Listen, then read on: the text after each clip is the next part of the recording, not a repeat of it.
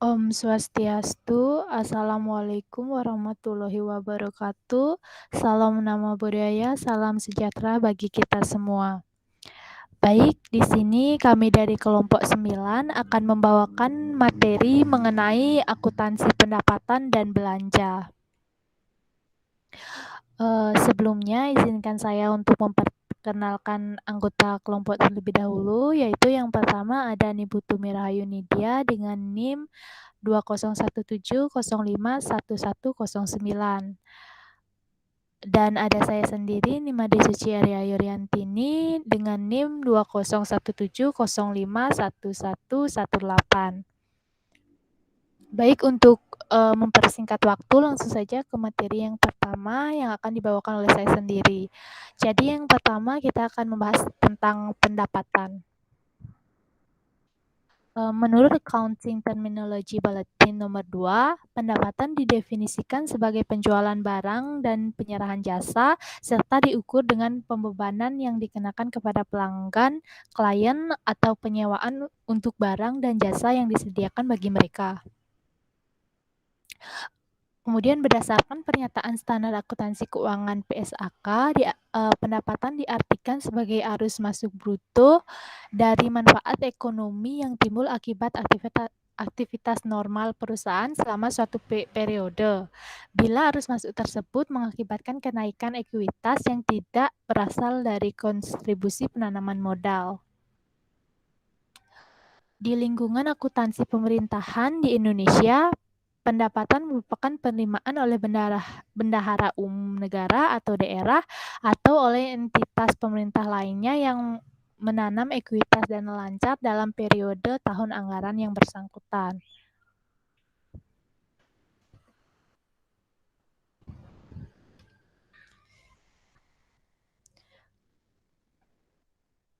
Kemudian ada klasifikasi pendapatan. Klasifikasi pendapatan dilakukan untuk mempermudah pembaca laporan keuangan memahami isi laporan keuangan yang diberikan. Dengan adanya klasifikasi, maka dapat dilihat dengan jelas berapa besar pendapatan untuk tiap jenis bidang usaha yang dilakukan. Untuk akuntansi pemerintahan di Indonesia yang menggunakan basis cash to word accrual, PP 24 tahun 2005 telah melakukan pengklasifikasian pendapatan berdasarkan tempat terjadinya dan jenis pendapatan tersebut. Yaitu yang pertama ada pendapatan pemerintahan pusat. Di antaranya yaitu ada pendapatan perpajakan yang merupakan pendapatan pemerintah pusat yang berasal dari pajak, baik pajak dalam negeri maupun pajak perdagangan internasional. Kemudian ada pendapatan negara bukan pajak, merupakan pendapatan pemerintah pusat yang bersumber dari luar perpajakan. Kemudian ada pendapatan hibah. Kemudian klasifikasi pendapatan yang kedua ada pendapatan pemerintahan daerah. Di antaranya yaitu pendapatan asli daerah, merupakan pendapatan daerah yang bersumber dari daerah itu sendiri. Kemudian ada pendapatan transfer, merupakan pendapatan yang bersumber dari transfer pemerintah pusat dalam rangka pelaksanaan otonomi daerah. Kemudian yang ketiga ada pendapatan lain-lain yang sah, merupakan pendapatan yang tidak dapat diklasifikasikan ke dalam pendapatan asli daerah dan pendapatan transfer.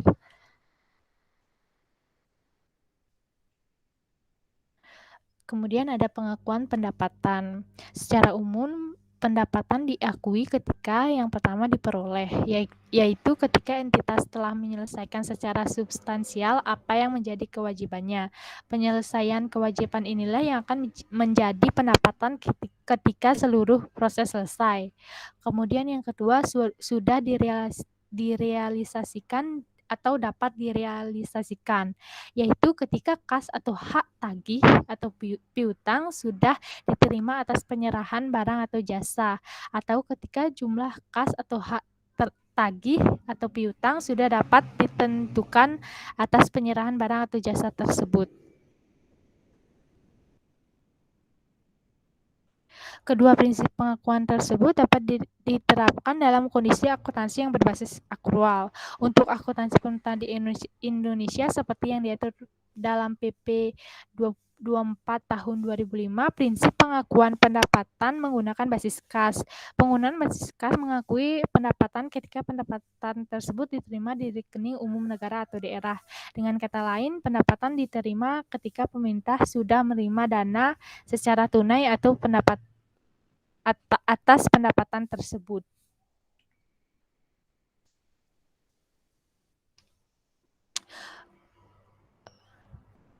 Pengukuran pendapatan.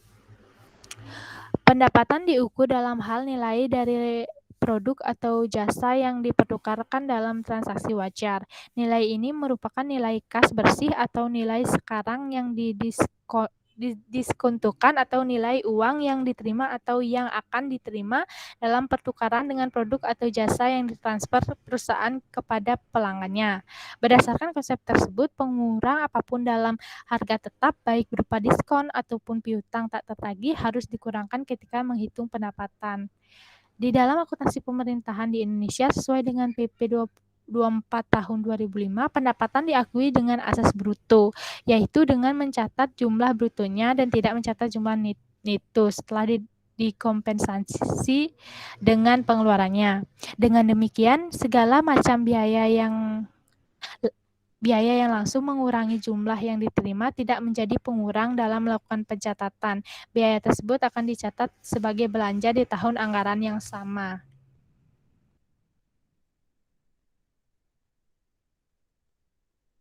Baik, berikut adalah contohnya. Pada tanggal 4 April 2007, pemerintah Kota Harapan menetapkan bahwa Hotel ABC diharuskan membayar pajak reklame untuk tahun 2007 sebesar 150 juta rupiah. Pemerintah Kota Harapan menerima pembayaran pada tanggal 3 Mei 2007. Apabila pengakuan menggunakan basis akrual, maka pengakuan pendapatan diakui pada tanggal 4 April 2007 sebesar 150 juta pada saat pemerintah menetapkan nilai yang harus dibayar. Jurnal untuk transaksi ini adalah piutang pajak reklame di debit sebesar 150 juta, pendapatan pajak reklame di kredit sebesar 150 juta. Jurnal ini dicatat sebagai pengakuan piutang pada tanggal 4 April 2007. Kemudian kas di debit sebesar 150 juta dan piutang pajak reklame di kredit sebesar 150 juta. Jurnal ini dicatat sebagai penerimaan pajak reklame. Apabila pengakuan menggunakan basis kas, maka pengakuan pendapatan diakui pada tanggal 3 Mei 2007 sebesar 150 juta pada saat penerimaan kas di rekening kas daerah. Jurnal untuk transaksi ini adalah kas di debit sebesar 150 juta dan pendapatan pajak reklame sebesar 150 juta. Kemudian ada penyajian pendapatan. Pendapatan merupakan kelompok pertama yang dilaporkan dalam laporan realisasi anggaran LRA. Pendapatan dilaporkan sesuai dengan kelompok klasifikasinya. Contoh dari penyajian pendapatan seperti yang terlihat pada slide.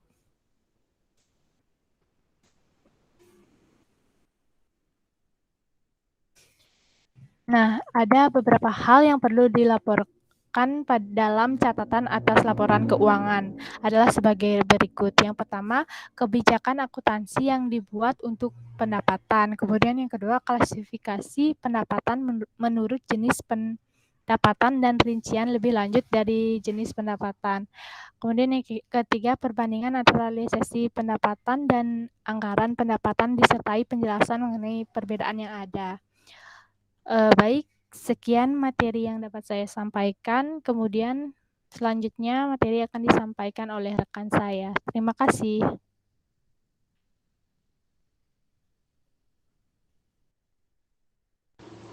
Baik, untuk materi selanjutnya yaitu mengenai belanja.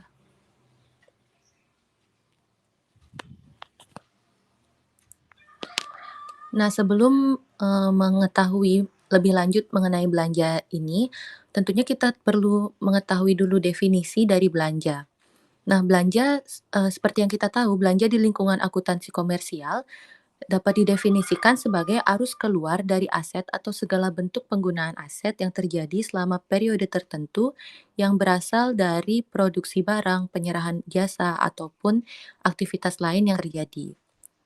Nah, selanjutnya, menurut Accounting Principles Board atau APB, statement nomor 4, belanja didefinisikan sebagai jumlah yang dapat diukur dalam uang dari kas yang dikeluarkan atau properti lain yang ditransfer, modal saham yang dikeluarkan, jasa yang diberikan, ataupun kewajiban yang terjadi dalam hubungannya dengan barang atau jasa yang telah atau akan diterima. Kemudian, dari definisi tersebut terlihat bahwa belanja terjadi dikarenakan penggunaan aset dalam segala bentuk untuk kegiatan operasional entitas, sehingga belanja dapat diakui walaupun tidak terjadi arus keluar kas. Nah, definisi tersebut diterapkan untuk lingkungan akuntansi di sektor swasta yang menggunakan basis akrual dalam pelaporannya. Sementara untuk akuntansi pemerintah, perlu adanya definisi yang disesuaikan dengan lingkungan pemerintah yang menggunakan basis kas menuju akrual.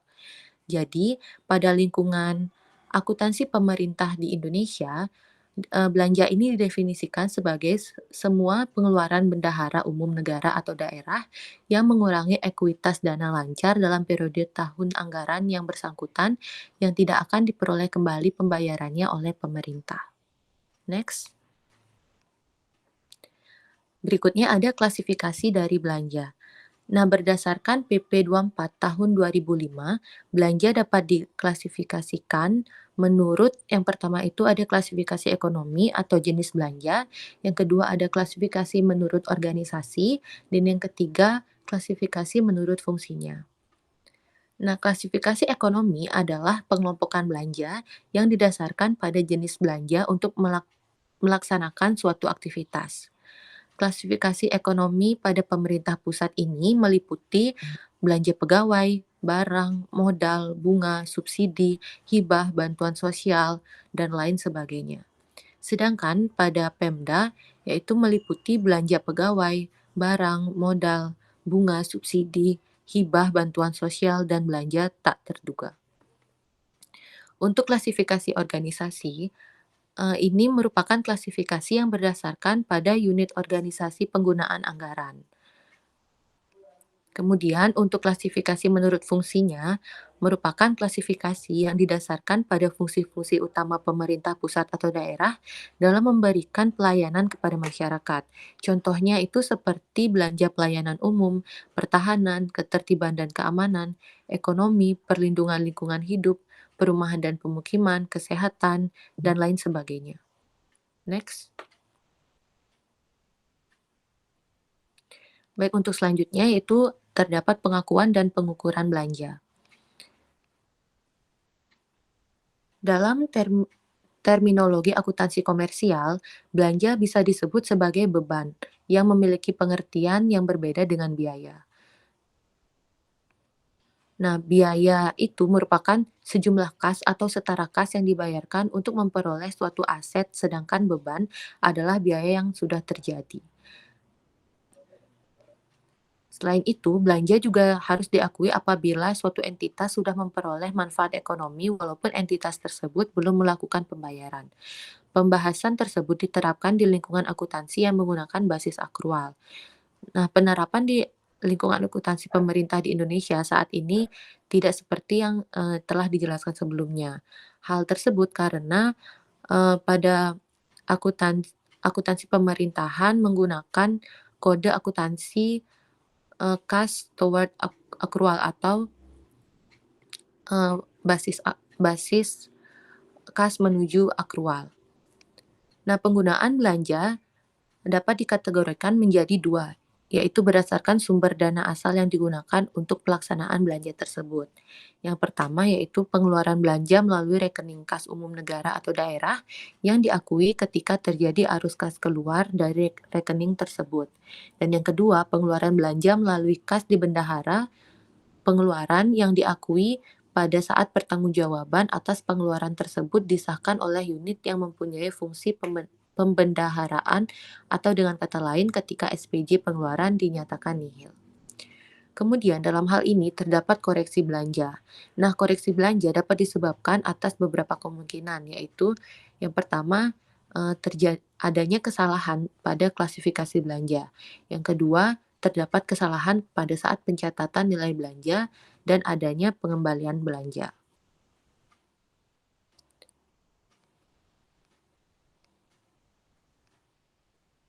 Nah, kemudian menurut akuntansi pemerintah di Indonesia yang menggunakan basis kas toward accrual atau basis kas menuju accrual sebagaimana yang telah diatur dalam PP 24 tahun 2005 bahwa belanja diakui sebesar sejumlah kas yang dikeluarkan dari rekening kas umum negara atau daerah.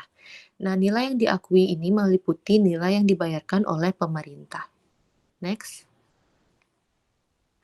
Nah, berikut terdapat contoh dari pengakuan belanja. Pada kasus tersebut, di mana pada tanggal 3 Februari 2007 diterima tagihan pembelian ATK sebesar 19 juta. Pembelian ini dilakukan pada tanggal 20 Januari 2007, sedangkan pembayarannya dilakukan pada tanggal 14 Februari 2007 di rekening kas daerah. Nah, berdasarkan basis akrual, maka belanja tersebut diakui pada tanggal 3 Februari 2007 ketika diterima tagihan sebesar 10 juta. Pembayaran yang dilakukan pada tanggal 14 Februari 2007 merupakan pembayaran atas pengakuan utang pihak ketiga yang diakui pada tanggal 3 Februari 2007. Jadi, jurnal transaksi ini adalah yang pertama ada ATK di debit sebesar 10 juta dan utang pemasok di kredit sebesar 10 juta. Nah, jurnal tersebut merupakan jurnal pada saat tagihan diterima. Kemudian terdapat jurnal pada saat pembayaran, di mana terdapat utang pemasok di debit sebesar 10 juta dan kas di kredit sebesar 10 juta. Kemudian terdapat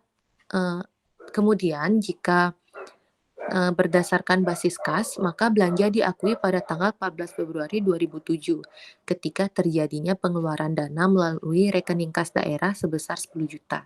Jadi jurnal dari transaksi ini adalah yang pertama ada belanja ATK di debit sebesar 10 juta dan kas di kredit sebesar 10 juta. Next. Selanjutnya terdapat penyajian dan pengungkapan. Belanja dalam laporan realisasi anggaran dilaporkan setelah pendapatan. Dalam pendapatannya, belanja dikelompokkan menjadi belanja operasi, modal, dan tak terduga.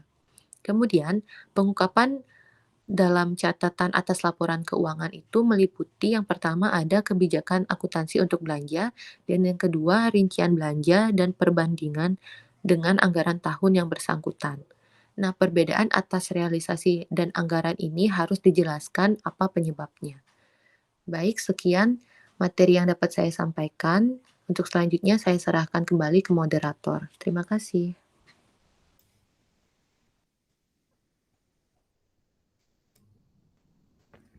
Baik, sekian materi yang dapat kami sampaikan. Jika ada salah-salah kata, baik yang disengaja maupun tidak disengaja, kami mohon maaf yang sebesar-besarnya. Akhir kata kami tutup dengan Parama Santi. Om Santi, Santi, Santi, Om. Terima kasih.